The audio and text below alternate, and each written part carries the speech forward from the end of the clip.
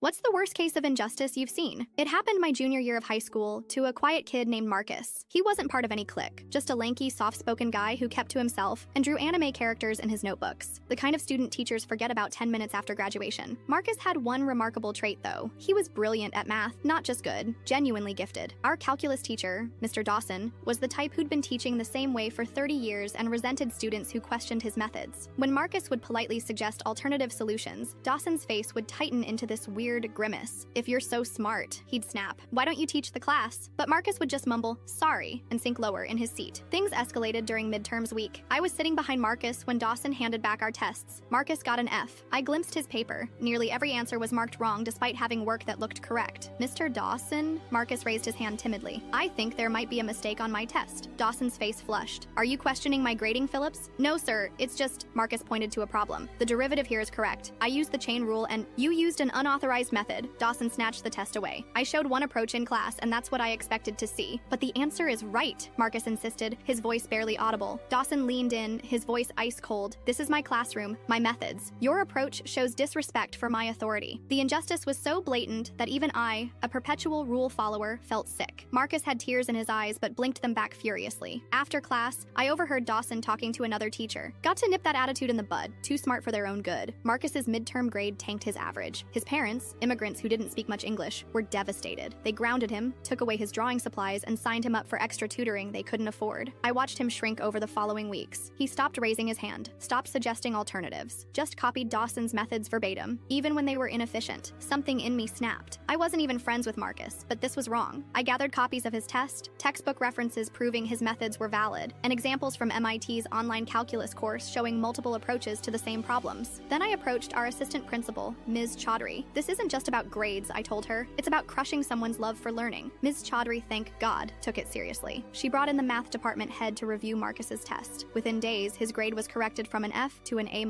But the damage was done. Even with his grade fixed, Marcus never participated the same way again. He'd learned that being right wasn't enough. You had to be right in exactly the way authority wanted. During graduation the following year, Marcus received a scholarship to study engineering. When his name was called, Dawson clapped with this tight smile like he'd had something to do with Marcus's success rather than nearly destroying it. The real injustice wasn't just one bad grade, it was watching someone's intellectual curiosity, maybe the most valuable thing a student can have, get systematically crushed because it threatened a teacher's ego.